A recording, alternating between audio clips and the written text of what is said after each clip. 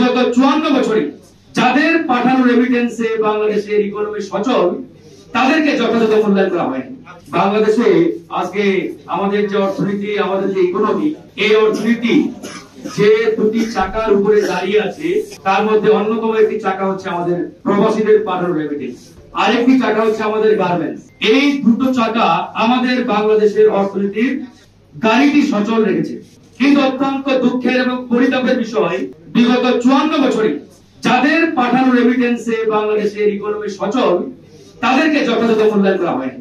বরঞ্চ এই প্রবাসীদের সাথে এমন আচরণ, এমন ব্যবহার রাষ্ট্রীয়ভাবে করা হয়েছে, যেটা আসলে বলার মতো ভাষা আমাদের নেই।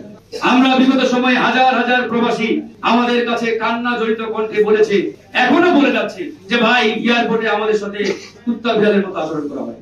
পৃথিবীর বিভিন্ন দেশে এম্বাসি কিংবা হাই কমিশন গুলোতে আমাদেরকে দ্বিতীয় শ্রেণীর নাগরিকের মতো আচরণ করা হয়। আমরা গেলে আমাদেরকে ঘন্টার পরে ঘন্টা লাইনে দাঁড় করে রাখে, দূতাবাসের বাইরে ঘন্টার পরে ঘন্টা অপেক্ষমান রাখে, অথচ তারা জানে না এই প্রবাসীদের পাঠানো রেমিটেন্সে তাদের বেতন এবং ভাতা হয়।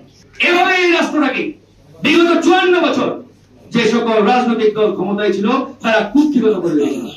5ই আগস্ট বিপ্লব পরবর্তী বাংলাদেশে আজকে আমরা স্পষ্ট করে বলছি, যাদের রক্ত, ঘাম এবং ত্যাগের বিনিময়ে আজকে বাংলাদেশের ইকোনমি, আমাদের অর্থনীতি, তাদের সাথে আর কোনো অবমূল্যায়ন চলবে না।